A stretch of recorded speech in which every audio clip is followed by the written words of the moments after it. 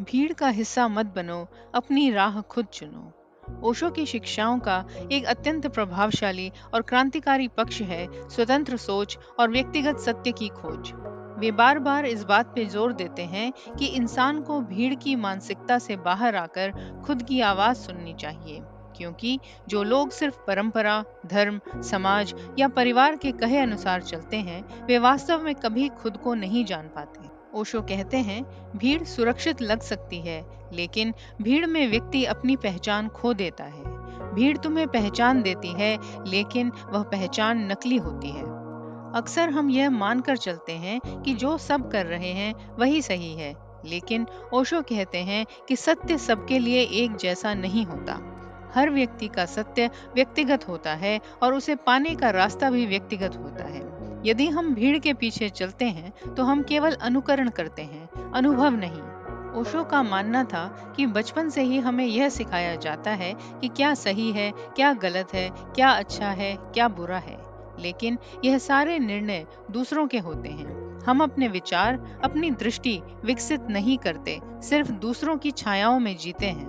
वे कहते हैं, जिस दिन तुम खुद की आवाज सुनते हो और उसे अपनाते हो, उसी दिन तुम्हारा असली जन्म होता है।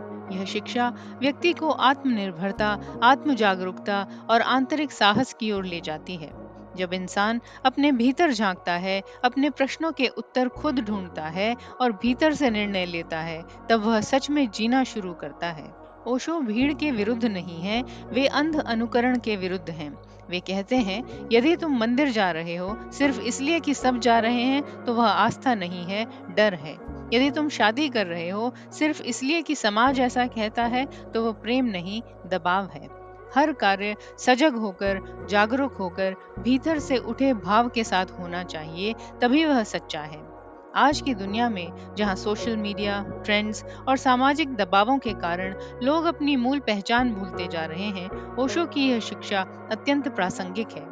वे हमें याद दिलाते हैं कि तुम इस दुनिया में किसी को कॉपी करने नहीं आए हो, तुम इस दुनिया में अपनी रोशनी के साथ चलने आए हो। ओशो की यह शिक्षा हमें सिखाती है कि जीवन की सबसे बड़ी जिम्मेदारी है स्वयं को जानना और जीना।